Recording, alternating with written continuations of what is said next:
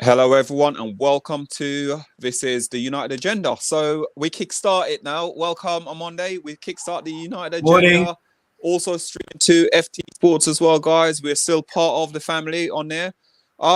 It's a strange one, really, saying welcome to the United Agenda, really. This is new, fresh beginnings. Rise and shine, everybody. We start early in the morning. And yeah, this new format we got here, United Agenda. Let's hope it explodes, because I'm really happy about, a new name, all the brainstorming we put into the name. And I think it's going to blow up. We're going to be the biggest Man United platform in the world. Just watch it. Just watch it. Brilliant. But today, what I'm here to talk about is the breaking news about David De Gea. Yeah. David De Gea is set to leave Manchester United in the summer.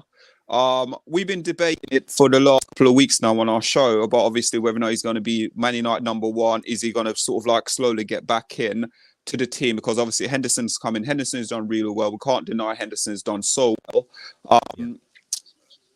But now the rumor, I think Kohunde, it's almost like saying he had a fly on the wall. He could hear everything that was going on in the background and everything. Now, all of a sudden, it's come to light now that Manchester United are trying to get him off the wage bill because there's apparent rumours him and Ole has fallen out. So let's start off now. What's the process on this? Because I'm not going to lie, I'm surprised at this news now. I am shocked.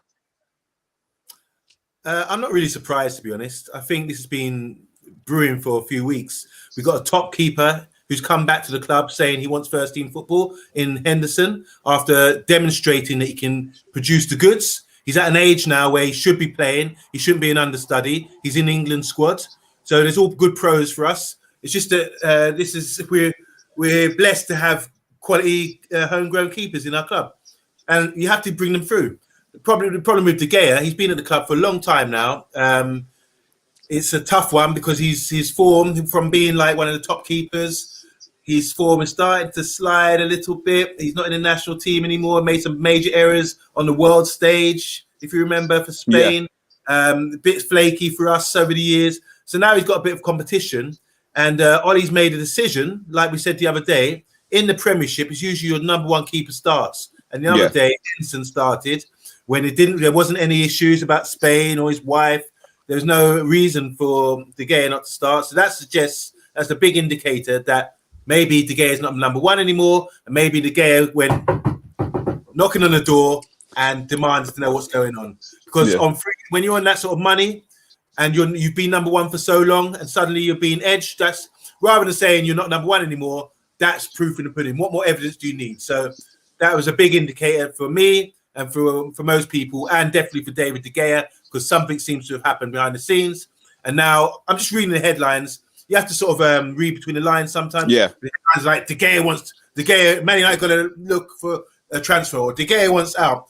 It's more likely De Gea's requested, I want to be first team, and there has to be some sort of discussion about it, or his agent. Who knows? Yeah. So now for me, and it's a painful thing for me, is De Gea is only 30 years old. It's almost like he's coming in, 28, goalkeeper normally coming their peak in their 30s, don't they? That's right. So that's right. Henderson is 24, turning 25 this season. There's not a massive age gap. When, as a Man United fan, I didn't clock on and realize that I keep thinking in my head, Henderson's only 21, 22. Yeah, I'm sitting there thinking at 24, 25 years old in the summer, and yes, he's a good keeper, but are we going to be reverted to how he used to be when we signed Mark Bosnich? Because this is reminding me of Mark Bosnich all over now, where we are sitting there, we've got De Gea, and we're tarnishing De Gea, and fan base are doing it as well. Fan base are doing it, and all of a sudden we get rid of De Gea, and then all of a sudden we're crying back for De Gea. Oh, De Gea, we should never have sold De Gea. All the ones that wanted De Gea, oh, we shouldn't have sold De Gea. I've said it from day one. De Gea is still our number one keeper. And I'll keep reiterating it. De Gea is our number one keeper. I'll keep telling everyone it because that's what my thinking is behind it. Now, looking at it, we signed De Gea from Athletic Madrid for 18.9 million. That's a bargain. For the stretch, he was 18 years old when we signed him. Wow. 18-year-old in Premier League. We signed him. At first, when we signed him, it was almost like, oh, this little skinny guy in goal. He's sort of like making a few mistakes. He got bullied a few times Yeah. on his first season.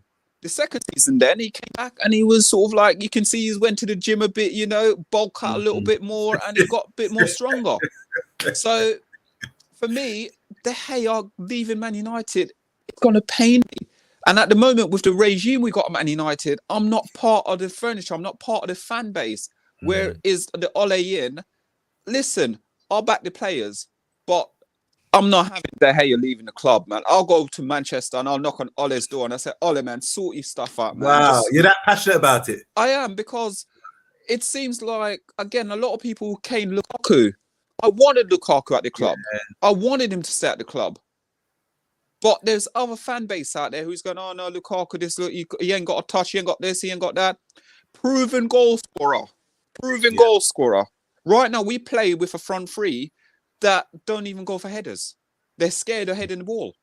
When last did you see Man United play a player score from the head, apart from Cavani? And Cavani get caned all the time. Well, this is the thing. Yeah, Cavani. You make some really good points there. So for me, it's painful. It is painful. Give you some stats about De Gea. So he's made how many appearances? He's made let me go to his appearance list. Sorry, I've got this down. So his appearance, he's made 337 appearances. He's conceded 122 goals. Oh, sorry, keeping it 122 clean sheets. Apologies. 1 Golden Glove, 1 Premier League.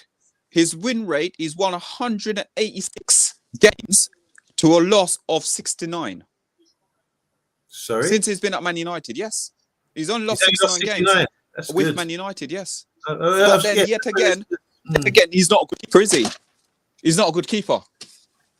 Well, yeah, that's stats, isn't it, Errol? I mean, let's look at the eye test. We can all see, like you said, they on corners, set pieces, opposition attackers, they pile the ball onto De Gea. That's a known tactic, maybe from going back to when he was 18 years old, and that was the tactic on him then. Pile on him, put the pressure on him, and he's going to break. That's what he feels. He seemed to have gone through that, but it's now like we watched a few games this season, and it's sort of reverted back to type where people are piling the ball onto De Gea and jumping him, thinking they're going to, pressure him. So there are a few weaknesses. He's not. I think he's been surpassed. This is the problem. I honestly say that the Man City keeper Ederson, Liverpool keeper Alisson, I think they're a level above him now. And so we no longer have the best keeper in the league. And just going back, I think when you're at a big club like this United, with the goalkeeper, you always have to have an experienced goalkeeper and a young understudy. Now we've got an experienced goalkeeper and a Premiership level experienced goalkeeper. And as Mr. B was saying the other day about the elevator effect, one's coming down, one's coming up. Maybe it's not balanced yet, but that's the way it's going. But this reminds me, I don't know if you recall when Peter Cech and Courtois, the guy, were at the same club, and one had to leave. Yeah. One had to go. And it's the same thing applies with Man United right now. One of these guys has to go because they're both not accepting second best, which is good in a way. Yeah. Ideally, we'd like them both to stay because we still have 2 top quality keepers. But as what happened with Chelsea with Courtois and Cech, the younger guy, Courtois, got the vote, got the nod, and he stayed, even though it didn't work out. So that's the risk, like you said. It didn't work out for him, did it? And he ended up leaving. Yeah. But it's interesting. But I do feel one has to go, and it looks this way. It looks like it's going to be De Gea. Yeah. So at the moment, De Gea first season for United, so we're going to go from 2012. He made 29 appearances, 2013, 28, 2014, 37, 2015, 37. Then in 2016, he made 34 appearances. Then 2017, 35, 2018, 37, 2019, 38, 2020, 38, and then this season he's made 24 appearances in the Premier League. That is consistent. It's very consistent. He's been our number one. Yeah, I mean, 38 games in the season. He's playing almost, 38. Yeah. But within that now, if we go to stats now, he saved 923. He's only saved 2 penalties. His punch save is 144. High clearance is 187. Catches 109 catches. Then sweeper keeper, 94, throws 1,283, then goal kicks 2,600 and 2,612, clean sheets 122, goal conceded though 343 goals conceded. Well, we haven't been the best side over this decade, last decade, so it hasn't been great. Error leading to goal, he's 14. And he scored 1 on goal. Now, see, it's hard to measure these stats. You need to measure them with somebody, because throwing out like all these stats sometimes, I think, well, how can I measure this against any one thing? What I would say, he's been a great servant to United. He deserves a lot of respect. He started as an 18-year-old to come in as understudy to Van der Sar, was it? Yeah, I believe it was Van der Sar that he came for. To come in, we needed a goalkeeper. That was a great purchase. Even at the time, I thought it was a lot of money. Yeah, I remember feeling for a goalkeeper. It was a transfer record. It was a transfer record for a goalkeeper. For 18 mil, back then. And now look at the service he's done for us. One Premiership, and he has been Spain's #1 in the process. But now, let's see what happens. Let's see. But then again, we'll go on, and obviously he's not on today. The unofficial pundit said yesterday about Wayne Rooney, about the players Wayne Rooney was playing with, and how Rooney did everything for Man United, so he should get more respect. But you got to remember, De Gea was in the same team as Wayne Rooney. That's right. So because he was in the same team, but is it because he's got a foreign name? He's getting this level of treatment. No, I think for me personally, I've got no bias about foreign players, whatever. If you're performing, I'm going to big you up. If you're not performing, I'm going to call it out. We all do. We all do as fans. That's how we're entitled to, Yeah. We have to say what we see. So I think his level has slightly dropped. He's no longer the #1 keeper in the Premiership. Man United should have the best keeper. We used to have Schmeichel, Van der Sar, and De Gea for a period was the top guy. But we have to be honest. If we're really honest with each other, Ederson, Alisson, these guys have taken it on to the next level. And Dean Henderson might even reach that level. Dean Henderson ain't going to reach that level. He won't reach it. We'll be complaining next season once he gets this season. But we'll have to see. I can't sit there and slate him now, because I've got to give him the chance, because he's going to be between the sticks. So you got to defend him. That's right. You got to defend him. But for me, I'm a De Gea fan, so I want to see De Gea stay at the club. And it's part of the wage bill as well. They want to take that 375k, even though they're just giving it to him last season. They want to take that and wipe that away now. But, because the owners how much is Henderson on? I hear he's on 150. Yeah, but he's on 150. Yeah, that's a lot. That's a lot of money. And if you're on 150, you don't want to be backup. There you go. That's exactly there you go. And again, to give him a new contract, 150. Give the man 80,000, man. What's wrong with you? Like, there's people out there. There's people out there who needs money in the world, and we're giving him for what? No, you're right. Thanks. I think that was a bit of a panic, because we knew the form at South Sheffield United. We knew people were interested in buying him. He's an England goalkeeper. He's in the mix. So they offered a bumper contract to stay. Yeah. And with that, there must be something in there to say, you're going to be our #1 eventually. Yep, exactly. Otherwise... You got to think as well, you won 4 player of the season for us as well as a goalkeeper. What goalkeeper do you know win 4 of those? And, well, that's fantastic what he did. I mean... In my mind, when I think back, it's all these fantastic saves, shot stop saves. He's been great for us, and he sort of brought in this sort of new modern goalkeeper thing where he could distribute the ball with his feet, like from feet to the halfway line, reach him out like that. And so he was. He really stepped it up and developed, and now he's reached a plateau. I feel where I don't think he's going to get any much better. This is the problem. Yeah. So it's a big dilemma. This is why we're having this show. You know what? Dilemma. Like for me though, and it's again, what everyone's saying, it's almost like Neuer played this fantastic where he passed the ball out. You got Alisson who does the same. But who started that though? David De Gea was the one who started it. De Gea. Yeah, De Gea was the one who started it. But again... Well, obviously not him, but he was he first came in the Premier League. He was the first keeper to start doing that. Like, you see Silva from Paraguay was brilliant. You watch. I'm sure hugging the touch. I'm not sure. You see, Valencia hugging it, and he just pull out to him. You know, so all of these like little things weighs up for me. I look at him and I think to myself, he's still got another 4 years, 5 years in him. at Man United is. Yeah. That's me. So clubs are interested in him. Is Atletico Madrid. Atletico Madrid's been sort of like very interested in him. PSG is interested in him, and Real Madrid are also interested in him as well. Apparently, the money Man United are looking for is about 50 million for him. Whoo, that's a bit pricey. I think they started the bidding there, and it's obviously got to come down. It probably will drop to about 40. I reckon if it was to go, it'd be about 1 million. But we'll still make profit. But that profit we'll make as a football club, we will not put it back into the transfer budget. You don't it will not be put back in. No, it won't be put back in the transfer. Think about the Lukaku. Sold Lukaku 70-odd million. And then we end up buying, what was it? Van der Beek. Was it Van der Beek we bought? No, Bruno Fernandes we bought. And I think the net spend worked out something like 33 million for that season. Right.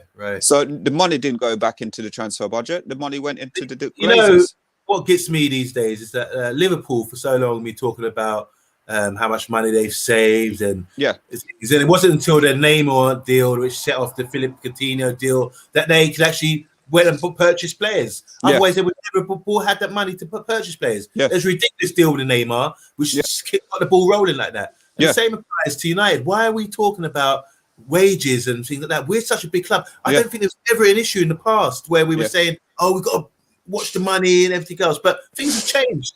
And now we are. Now we are with the Glazers. Exactly, now we are. So let's go with the comments now. Let's start talking about the comments. Do you want me to go? Yes, please. Would you mind? Right. Good morning, Breezy Page. How are you, sir? Hi, guys. He says. Bob says De Gea, club legend. Agree. Yep, 100%. Bob again said De Gea has been decent this season. Henderson is unproven. This could be a bad decision. Yeah, could be. Hi, everyone, says Rowan. Hello. Hi, Rowan. Bob again says, however, it's pointless having two great keepers. Only one can play. Yep. Rowan says De Gea has his chances. He is declining slowly. We can't afford to lose Dean Henderson because he's younger than De Gea. Good points. Yeah, good point. Good morning, Nigerian David. Real pundit David. How you doing? David De Gea has wanted out for the last 6 years. We need to let him go. It's like staying in a relationship that you don't want to be in. Okay. It's too early for these belly laughs. Bob says some decisions made by either Ollie or the board is or are shocking. Let go of a proven goal scorer in Lukaku, as Solo said. Let go of Herrera for Fred. Good point. Give two great keepers big contracts when only one can play. Very good, Bob. Very good point. Very good point. There's a Facebook user, we don't know your name, says, let's be real, Henderson is English. He's more prioritized. Do you think there's some bias there for English? That's where I said about if he had an English name, would it be different? Okay, that's interesting. Breezy Page again says, would you have Henderson starting for England in the Euros? No, I still wouldn't. I would have Pope. Or Pickford. You think Pope is that good? Yeah. I don't know, I'm not so sure. Breezy Page, TV, surely. Who else? Facebook user again. How many times has he been Player of the Year at United? Like 4 or 5 times. Yep, there you go. I mentioned that earlier. Yeah. Bob says it's hard to judge a keeper by stats. It's all about the defense in front of you. Very good point. And the defense has been terrible. Breezy Page again says, big up United Stand TV. Give them a follow. Great content every week. Thank you very much. Thank you very much. Thank you for your Breezy. But guys, big up, guys. Thanks for your comments. Thanks for everyone for watching. This has been the United Agenda show with myself, Solo 7, on a Monday. Guys, tune in. Have a great day. Yep. Tune in tomorrow for our. Hold on. There's another Facebook coming in. It's going to be Arsenal. As an Arsenal fan, David De Gea has been absolutely amazing. This is the decision we need to make with Leno and Martinez. Oh, they've made that decision today. That was and how do you feel that worked out for them, Solo? I think they got rid of the best keeper. I think so too. Yeah, they got rid of the best keeper, and I had a debate with someone about Leno, how I didn't think Leno was that good, and I was getting told, because I'm looking at stats, I'm getting told, but you're looking at stats. Right. But my stats, when I looked at it, like you would say, my eyes work. The stats on my eyes work because Leno wasn't the best keeper, and they kept Leno at Arsenal. Right. So yeah, But guys, thank you very much for your contribution, and we will be back here tomorrow night. They're coming in as we're jumping off. De Gea deserves respect. He played Jones, which Jones is smaller in front of him. Yep, there you go. Henderson or Martinez? It's a tough one, isn't it? Tough one, yeah, very tough. Martinez. Can I pick De Gea instead? I'll pick De Gea instead. You stand by your man. Yeah, let me pick by your man. Yeah, exactly. So, guys, thank you guys for watching, and tune in tomorrow night for the Man United preview show against Granada. And look out on FTB Sports. There's loads of other shows coming up, and there's a new. I think it's Arsenal Gunsling. Watch out for that as well, guys. That's a new show coming on. Guys, thank you very much for watching, sharing, like, subscribe. This is the United Agenda. Have a lovely evening, guys. Bye. Well, day. Enjoy the sun. Thank you. Pope or Henderson? Pope. Hendo.